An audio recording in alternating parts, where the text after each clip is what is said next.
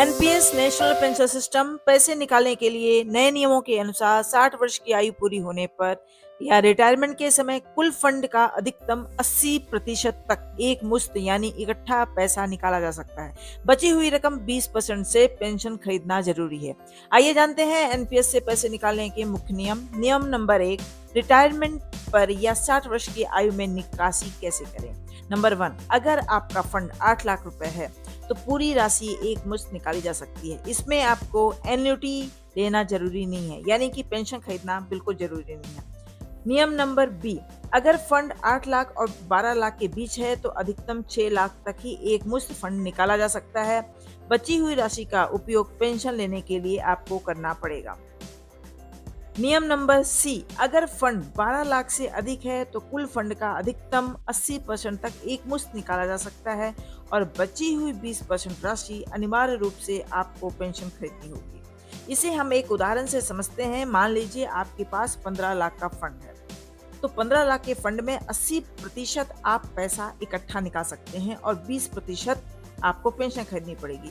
तो 15 लाख में 80% होता है 12 लाख रुपए और 3 लाख रुपए होते हैं 20%, जो कि आपको पेंशन के रूप में देना पड़ेगा। अब नियम नंबर 2 की बात करते हैं। अगर 60 वर्ष से पहले यानी कि समय से पहले आप निकासी करते हैं तो उनके क्या नियम हैं। 5 साल पूरे होने से पहले या 60 वर्ष की आयु से पहले एनपीएस से बाहर निकलते हैं तो कुल फंड का न्यूनतम 80% हिस्सा पेंशन खरीदने में लगाना होगा और अधिकतम 20% ही एक मुश्त है। यदि कुल जमा राशि 2.5 लाख या उससे कम है तो आप 100% राशि इकट्ठा निकाल सकते हैं। अब बात करते हैं आंशिक निकासी की, यानी कि पार्शियल विड्रॉल करना चाहते हैं। आप अकाउंट खोलने के 5 साल बाद हाई एजुकेशन, बच्चों की शादी, घर खरीदने या गंभीर बीमारी के इलाज के लिए आंशिक निकासी कर सकते हैं।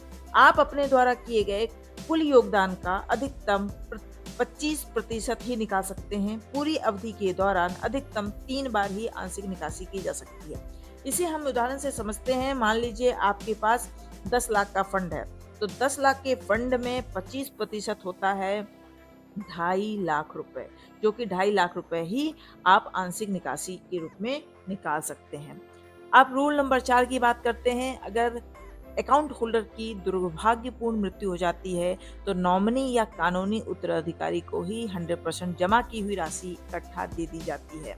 नॉमिनी के पास पेंशन चुनने का भी ऑप्शन होता है, चाहे तो वो पेंशन भी आगे खरीद सकता है और उसे कंटिन्यू कर सकता है।